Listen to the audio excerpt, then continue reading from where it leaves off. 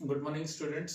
आज जो हमने कल टॉपिक पढ़ा था वेक्टर अलजेब्रा, उसमें स्टार्टिंग में हमने 10.1 के बेसिक पढ़ा था। उसके कुछ क्वेश्चंस देखे थे कि वेक्टर क्या होता है, मैग्नीट्यूड ऑफ ए वेक्टर क्या होता है, पोजीशन वेक्टर क्या होता है, और उसके बेस पे कुछ हमने क्वेश्चंस किए थे। आज उसके नेक्स्ट 10.2 एक्सरसाइज का बेसिक पढ़ रहे हैं, अलजेब्रा ऑफ वेक्टर। सबसे पहले आता है इसमें एडिशन ऑफ वेक्टर, कि हम दो वेक्टर्स को ऐड जब हम करते हैं तो एडिशन ऑफ वेक्टर होता है। उसमें दो लॉ होते हैं हमारे, triangle law of addition and parallel law of addition, parallelogram law of addition. तो ट्रायंगल लॉ ऑफ एडिशन क्या होता है? If two vectors representing two adjacent sides of a triangle taking in a order, अगर हम कोई दो vector लें इस तरह से कि वो एक ट्रायंगल की दो एडजेसेंट साइड बन जाए, और taking in a order, taking in a order मतलब एक ऐसे आ रहा है और दूसरा भी ऐसे आ रहा है, इस वे में सेम ऑर्डर में अगर हम चल रहे हैं, और दो एडजेसेंट साइड्स जो है ट्रायंगल की हैं उसको हमने दो वेक्टर्स मान लिया, A vector and B vector, then their resultant will be represented by the third side of the triangle। तो जो इनका रिजल्टेंट होगा वो क्या होगा? Third side of the triangle. ये एक साइड, ये सेकंड साइड, और ये थर्ड साइड। थर्ड साइड जो होगी हमारी वो क्या देगी हमें? A vector plus B vector देगा in reverse order, is reverse order. तो ये वहां कहलाता है triangle law. Parallelogram law of addition क्या कहलाता है? वो भी सेम इसी की तरह ही है, ट्रायंगल लॉ की तरह ही, कुछ ज्यादा डिफरेंस नहीं है। देखो, if the two vectors are representing two adjacent sides of a parallelogram as co-initial vectors, अगर हम एक पैरेललोग्राम की दो adjacent साइड ले लें as a vector, this side and this side, हमने इन दो adjacent साइड को क्या ले लिया? वेक्टर्स मान लिया, A vector and B vector. और कैसे वेक्टर्स लिए इनको? को इनिशियल वेक्टर, मतलब जिनका इनिशियल पॉइंट क्या हो? सेम हो। Then their result will be along the diagonal, और जो इनका रिजल्ट होगा वो किसके होगा? डायगोनल के अलोंग होगा। तो ये जो डायगोनल के अलोंग होगा ये क्या होगा? ए वेक्टर प्लस बी वेक्टर। अब देखो ये बी वेक्टर है तो ये भी बी वेक्टर है, तो ये ट्रायंगल वही तो बन गया, ए वेक्टर इस डायरेक्शन में और B vector in same order, same order में। तो हमारे पास जो ट्रायंगल होगा तो थर्ड साइड होगी, ये दो एडजेसेंट साइड हो गई एक ट्रायंगल की, और ये थर्ड साइड हो गई ट्रायंगल की, जो हमें क्या दे रही है? रिवर्स ऑर्डर में इनका एडिशन दे रही है। तो ये हमारा होता है triangle law of addition and parallelogram law of addition. इसके बाद आता है हमारा यूनिट वेक्टर अलोंग एक्सिस। जो हमारे पास तीन एक्सिस होते हैं, x axis, y axis and z axis. अगर इसके अलोंग एक्स एक्सिस के अगर हम अलोंग वन यूनिट का वेक्टर लेते हैं तो वो क्या कहलाता है? आई कैप, क्योंकि हमारा जो भी यूनिट वेक्टर होता है उसको हम कैप से डिनोट करते हैं, A cap, B cap. A cap का मतलब ए वेक्टर के अलोंग वन यूनिट का वेक्टर क्या कहलाएगा? A cap. ऐसे ही एक्स एक्सिस के अलोंग जो वन यूनिट का वेक्टर होगा वो क्या कहलाएगा? आई वेक्टर, आई कैप। और वाई एक्सिस के अलोंग जो भी वन यूनिट का वेक्टर होगा उसको हम क्या बोलते हैं? जे कैप। और जेड एक्सिस के अलोंग जो वन यूनिट का वेक्टर होगा उसको हम क्या बोलेंगे? के कैप। ये एक स्टैंडर्ड में हमेशा ऐसे ही फॉलो होगा। Component form of vector, component form of vector क्या होता है? अगर हमारे पास एक पोजीशन वेक्टर ले, ओपी वेक्टर, तो ओपी वेक्टर क्या कहलाएगा? X I, x i cap plus Y j cap plus z k cap. तो इसमें एक्स वाई जेड जो होंगे वो आप क्या कहलाएंगे? स्केलर कंपोनेंट्स कहलाएंगे। और x i cap, y j cap plus z के क्या कहलाएंगे? वेक्टर कंपोनेंट्स कहलाएंगे। किसके? ओपी वेक्टर के। Simply vector joining two points, अगर हमें दो पॉइंट दिए हुए हैं, जैसे अभी तो हमें ये दो पॉइंट थे ओपी, इसमें तो जो ओ पॉइंट था वो 0 0 0 इनिशियल था, तो इसलिए इससे ज्यादा कुछ फर्क पड़ नहीं रहा था। लेकिन अगर हमें कोई पॉइंट दे दें, दो पॉइंट ए और बी किसी भी प्लेन पे, x1 y1 z1 x2 y2 z2, और हमें अगर ए बी वेक्टर निकालना है, ए बी वेक्टर, तो हम क्या करेंगे? x2 minus x1, y2 minus y1, z2 minus z1, ये लिखेंगे। और आई कैप जे कैप क्या, तो ए बी वेक्टर क्या हो जाएगा? x2 minus x1 i cap plus y2 minus y1 j cap plus z2 minus z1 k cap. Similarly हम ये भी निकाल सकते हैं बी ए वेक्टर, बी ए वेक्टर क्या हो जाएगा? x1 minus x2 i cap plus y1 minus y2 j cap plus z1 minus z2 k cap.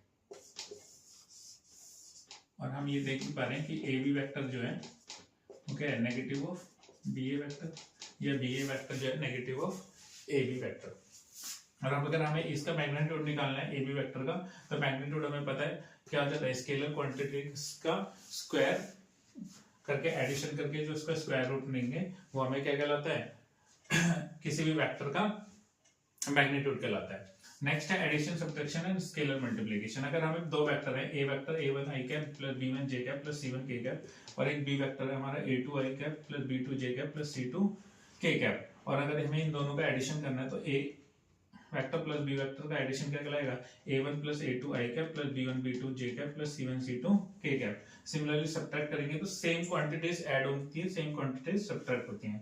तो a1 minus a2 i cap plus b1 minus b2 j cap plus c1 minus c2 k cap. अगर किसी भी हम vector को अगर scalar quantities मान लो कोई lambda 1 2 3 4 5 मान लो 5 बी वेक्टर निकालना है, तो हम क्या करेंगे, इस पूरे वेक्टर को 5 से इंटू कर देंगे। 5 a2 i cap plus 5 b2 j cap plus 5 c2 k cap. Similarly lambda से इंटू किया तो lambda a1 i cap plus lambda b1 j cap plus lambda times of c1 k cap. तो ये हमारा scalar multiplication हो जाएगा। अब हम इस जो बेसिक्स अभी हमें पढ़ा है 10.2 का, उसकी कुछ एग्जांपल्स करते हैं। हमें दो वेक्टर दिए हैं, एक A vector x i cap plus 2j cap plus z k cap, और बी वेक्टर दिया हमें 2i cap plus yj cap plus k cap, and given क्या हमारा a vector is equal to b vector. तो find क्या करना है, x y की वैल्यूज। तो देखो दो वेक्टर्स हमारे इक्वल कब होते हैं, हमने बताया था जब उसकी डायरेक्शन और मैग्नीट्यूड इक्वल हो। हम कंपेयर करेंगे बाय कंपेयरिंग, हम क्या कह सकते हैं कि x इक्वल टू 2 होगा, y इक्वल भी 2 होगा और z इक्वल टू 5। जब अगर दो वेक्टर सेम है, इक्वल है, तो उनका मैग्नीट्यूड और डायरेक्शन इक्वल होते हैं, या फिर हम ये भी बोल सकते हैं उनकी स्केलर क्वांटिटीज भी क्या होती हैं, सेम होती हैं।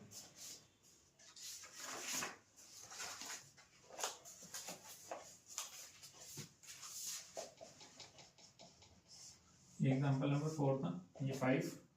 हमें दो कुछ वेक्टर दिए हैं, A vector i cap plus 2 j cap, B vector हमारे पास 2i cap plus j cap. बोला है क्या इस A vector magnitude equal to B vector magnitude. तो अगर ए वेक्टर का मैग्नीट्यूड निकालें हम तो क्या होगा, 1 square plus 2 square under root, ये कितना हो जाएगा √5, 2 2 4 और 1 5। सिमिलरली अगर बी वेक्टर का मैग्नीट्यूड निकालें तो हम क्या हो जाएगा 2 square plus 1 square that is also 5। तो हम बोल सकते हैं yes magnitude of a vector is equal to magnitude of b vector. तो मैग्नीट्यूड तो इक्वल हो गया। आगे भी पूछा है कि are the vectors a and b equal, no, हम क्या बोलेंगे, no a vector is not equal to B vector. Why, because the scalar quantities are different, इसलिए क्या बोलेंगे दोनों वेक्टर्स इक्वल नहीं है। नेक्स्ट एग्जांपल 6,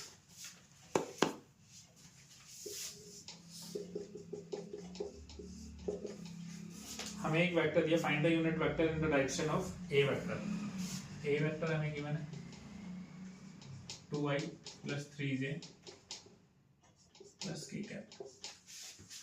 इसके यूनिट वेक्टर निकालना है। तो unit vector in this direction हम क्या बोलते हैं, ए कैप। वो कैसे निकलता है, ए वेक्टर अपॉन में मैग्नीट्यूड ऑफ ए वेक्टर। तो अगर हम मैग्नीट्यूड ऑफ ए वेक्टर निकालें तो हमें क्या आएगा 2 square plus 3 square plus 1 square, 4 plus 9 plus 1 that is under root 14। तो ए कैप क्या आ जाएगा unit vector 1/14 √14 2i plus 3j cap plus k cap. Unit vector क्या आ गया हमारे पास 2/4 √14 i cap plus 3/√14 j cap plus 1/√14 k cap. अब इस वेक्टर का मैग्नीट्यूड निकाल के देखोगे तो हमें क्या मिलेगा, 1 यूनिट ही मिलेगा। ठीक है, नोट करो। नेक्स्ट है हमारा एग्जांपल नंबर 7। हमें एक वेक्टर गिवन है ए वेक्टर और बोला है आई कैप माइनस 2j कैप। बोला है find the vector in the direction of vector a vector is equal to I cap minus 2j cap that has magnitude of 7 unit। तो पहले हम a वेक्टर के डायरेक्शन में एक यूनिट वेक्टर निकालते हैं, वो क्या कहलाएगा a vector upon magnitude of a vector. a vector का मैग्नीट्यूड निकालेंगे तो हमें क्या मिलेगा 1 स्क्वायर प्लस -2 का square that is 1 + 4। A vector का मैग्नीट्यूड कितना हो गया √5। अगर हम ए 1 यूनिट का वेक्टर निकालें इस ए वेक्टर की डायरेक्शन में तो हमें क्या होगा 1/5 आई cap -2j cap. A cap कितना हो जाएगा 1/5 आई कैप -2/5। ठीक है, अब ये तो 1 यूनिट का है और हमें कितने यूनिट का चाहिए था 7 यूनिट का, तो हम क्या निकाल देंगे 7 ए कैप, तो 7√5 आई कैप -14√5 जे कैप। ये हमारा आंसर हो जाएगा। एग्जाम्पल नंबर 8, हमें बोला find the unit vector in the direction of the sum of vectors A vector and B vector. हमें दो वेक्टर दिए हैं, A vector 2i cap plus 2j cap -5 k cap,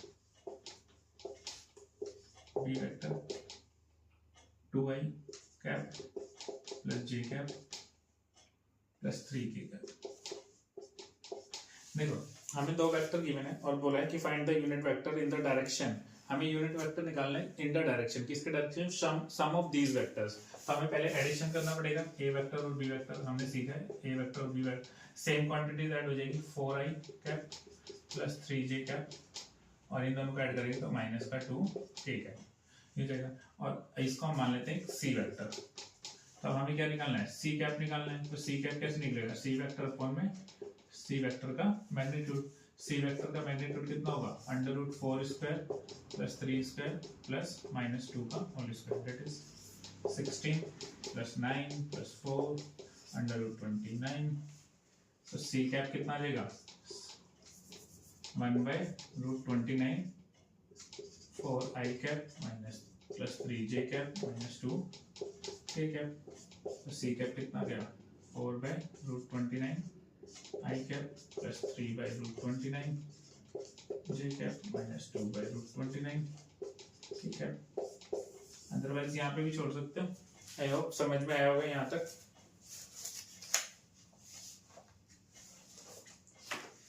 अब डायरेक्शन कोसाइंस जो है हमारे और डायरेक्शन रेशियोज वो भी नेक्स्ट क्लास में पढ़ेंगे। उससे पहले इसके एग्जांपल्स जितने थे यहीं तक, आगे हम इसके एग्जांपल्स पढ़ते हैं, क्वेश्चन पे पढ़ते हैं एक्सरसाइज 10.2। अब हम एक्सरसाइज 10.2 पे चलते हैं, direction ratios and direction cosines हम नेक्स्ट क्लास में करेंगे। उससे पहले अभी तक हमने जितना सीखा है उसके बेस पे जितने भी क्वेश्चंस 10.2 में वो हम करते हैं। सबसे पहला क्वेश्चन है compute the magnitude of the following vectors. हमें तीन वेक्टर गिवन है ए बी सी, इनका मैग्नीट्यूड निकालना है। तो वो हमें निकालना आता है वेक्टर का मैग्नीट्यूड स्केलर क्वांटिटीज का स्क्वायर का एडिशन करके और उसका स्क्वायर रूट निकाल देते हैं। तो हमें क्या मिल जाता है हमें उसका मैग्नीट्यूड मिल जाता है। बी वेक्टर का मैग्नीट्यूड निकालेंगे तो √2 स्क्वायर प्लस -7 का होल स्क्वायर प्लस -3 का होल स्क्वायर। तो बी वेक्टर का मैग्नीट्यूड कितना आ जाएगा 4 + 49 + 9 तो कितना हो गया 10 50 60 62।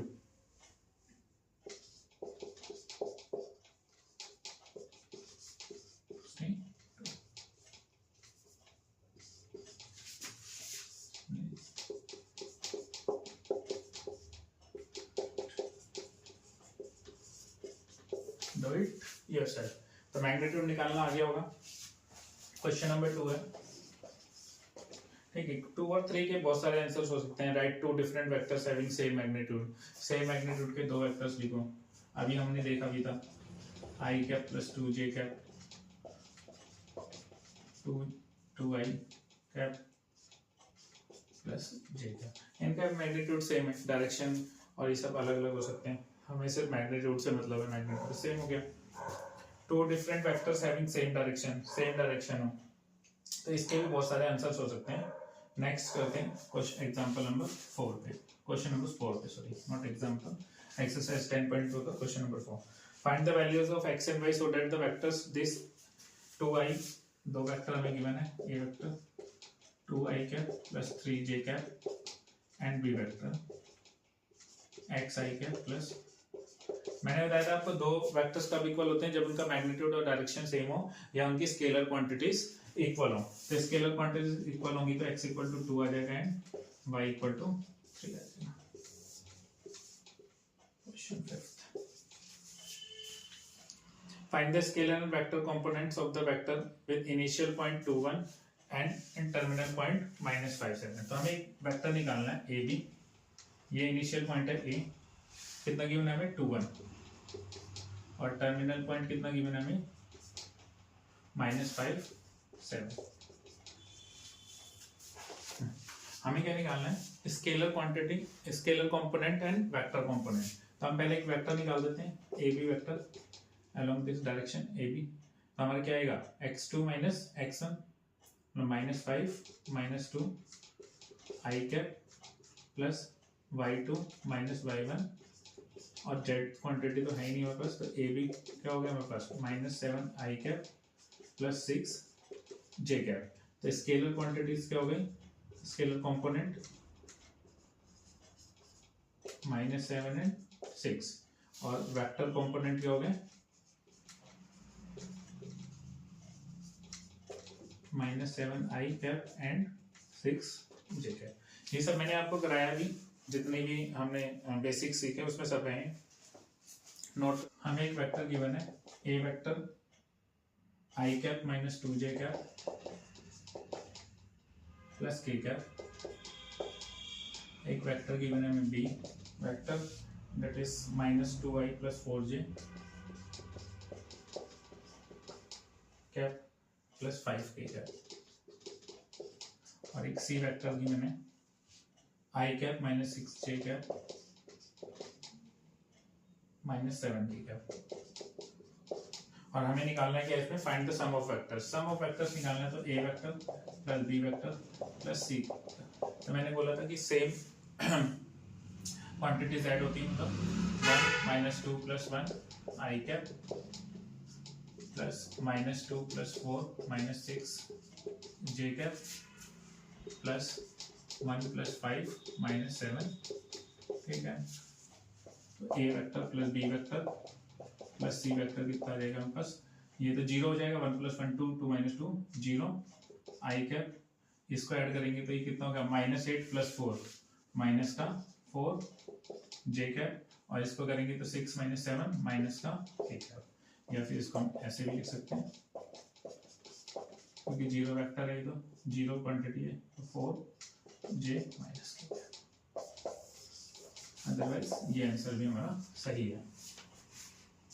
नेक्स्ट है हमारा 7, example number 7, sorry question number 7. ठीक है, एक्सरसाइज कर रहे हैं. Find the unit vector in the direction of a vector. A vector हमें गिवन है I cap plus J cap plus 2K cap. तो हमें सबसे पहले क्या चाहिए, इसका मैग्नीट्यूड. मैग्नीट्यूड कैसे निकलेगा 1² + 1² प्लस स्केलर कंपोनेंट्स का स्क्वायर करके ऐड करके उसका स्क्वायर रूट निकालो. तो 1 + 1 + 4, तो ए वेक्टर का मैग्नीट्यूड कितना हो जाएगा √6. और इसके अलोंग हमें क्या निकालना है यूनिट वेक्टर. तो क्या हो जाएगा ए वेक्टर अपॉन में ए वेक्टर का मैग्नीट्यूड. ए वेक्टर का मैग्नीट्यूड क्या है 1/√6, और ए वेक्टर हमारा क्या है I cap plus J cap plus 2K cap. हम पास ए यूनिट वेक्टर क्या गया 1/√6 I cap plus 1/√6 J cap plus 2/√6 K cap. ये हमारा आंसर हो जाएगा. हमें एक पॉइंट दिया P और एक पॉइंट दिया है Q. P पॉइंट क्या है हमारे पास 1 2 3, और Q पॉइंट हमारे पास 4 5 6. बोले find the unit vector in the direction of vector PQ. PQ vector की डायरेक्शन में हमें यूनिट वेक्टर निकालना है. तो पहले हमें PQ वेक्टर पता होना चाहिए. तो PQ वेक्टर मैंने निकालना सिखाया 2 पॉइंट से, x2 - x1 4 1 I cap plus 5 - y2 - y1 cap J cap plus z2 - z1 ठीक है. तो PQ वेक्टर आ गया हमारे पास. 4 - 1 कितना होगा 3 I cap plus 3 J cap plus 3 K cap आ गया. तो PQ वेक्टर का मैग्नीट्यूड निकालेंगे तो हमें क्या मिलेगा √3² प्लस 3² प्लस 3², दैट इज 9 + 9 + 9, और 9 3 = 27 हो जाएगा 3√3. तो पी क्यू वेक्टर का मैग्नीट्यूड कितना आ गया 3√3। और हमें इसके अलोंग एक क्या चाहिए यूनिट वेक्टर मतलब पी क्यू कैप। तो हमें क्या मिलेगा पी क्यू वेक्टर अपॉन में पी क्यू वेक्टर का magnitude 1/3√3 3i cap plus 3j cap plus 3k cap. तो पी क्यू कैप कितना आ जाएगा 3 से तो 3 कैंसिल हो जाएगा ओपन होके 1/√3 i cap plus 1/√3 j cap plus 1/√3 k cap. ये हमारा रिक्वायर्ड आंसर हो गया। Example number 9 sorry question number 9 हमें बोला for given vectors a and b find the unit vector in the direction of a plus b vector. हमें पहले a vector लिख लेते हैं। क्या गिवन है हमारे पास 2i minus j plus 2k cap. और b वेक्टर हमें गिवन है minus i cap plus j cap minus k cap. a plus b vector निकाल देते हैं। क्या होगा 2 minus 1 i cap minus 1 plus 1 j cap plus 2 minus 1 k cap. a plus b vector कितना आ गया हमारे पास i cap plus 0 j cap plus k cap. इसका हम मान लेते हैं c वेक्टर। c वेक्टर का मैग्नीट्यूड निकालें तो क्या आएगा 1 square plus 0 square plus 1 square that is 2 1 square root 2। तो हमें सी वेक्टर का क्या चाहिए एक यूनिट वेक्टर चाहिए। तो हमें क्या निकालना पड़ेगा सी कैप। सी कैप कैसे निकलेगा सी वेक्टर अपॉन में सी वेक्टर का magnitude 1/√2 i 0 j cap plus k cap i cap plus 1/√2 k cap. 10 हमें एक वेक्टर गिवन है ए vector 5i cap minus j cap plus 2 k cap. और हमें निकालना है find a vector in the direction of vector this which has magnitude 8 unit. 8 unit का vector निकालना है हमें इन दिस डायरेक्शन। तो पहले हमें 1 यूनिट का वेक्टर निकाल लेते हैं a कैप। तो उसके लिए हमें सबसे पहले क्या चाहिए इसका मैग्नीट्यूड। मैग्नीट्यूड करेंगे तो क्या आएगा 5 का स्क्वायर प्लस माइनस 1 का स्क्वायर प्लस 2 का स्क्वायर। तो a वेक्टर का मैग्नीट्यूड कितना आ गया 25 प्लस 1 प्लस 4। a वेक्टर का मैग्नीट्यूड आ गया √30। तो ये 2 × 5 × 3 6 ठीक है। अब हमें क्या चाहिए a कैप कैसे निकलेगा a वेक्टर अपॉन में magnitude of a vector that is 1/√30 और 5i minus j cap plus 2 k cap. a cap कितना आ गया हमारे पास 5/√30 i cap minus 1/√30 j cap plus 2/√30 ठीक है। अब हमें 8 यूनिट्स का चाहिए। ये 1 यूनिट का है तो 1 को 8 बनाने के लिए क्या करेंगे हम 8 से मल्टीप्लाई कर देंगे। तो 40 अपॉन में √30 i cap minus 8/√30 j cap plus 16/√30 ठीक है। अगर हम इसका मैग्नीट्यूड निकालेंगे तो हमें क्या मिलेगा 8 यूनिट्स मिलेगा। आई होप यहाँ तक समझ में आया होगा। अभी हमने कुछ 10.2 के कुछ बेसिक करके 10 क्वेश्चन नंबर उसके एग्जांपल्स किए हैं और क्वेश्चन नंबर 10 तक एक्सरसाइज 10.2 के क्वेश्चंस किए हैं।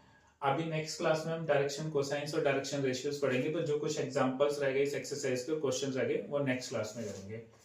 ये सारे क्वेश्चंस आपको कॉपी में नोट करने हैं और इनकी प्रैक्टिस करनी है खुद से। ये जितने भी एग्जांपल्स कराए थे उसी के बेस पे सारे 10 क्वेश्चंस थे। तो पहले खुद ट्राई करना है, उसके बाद अगर नहीं समझ में आए तो यहाँ पे चेक करना है और फिर भी अगर नहीं समझ में आए तो मुझसे पूछ सकते हो। Thank you.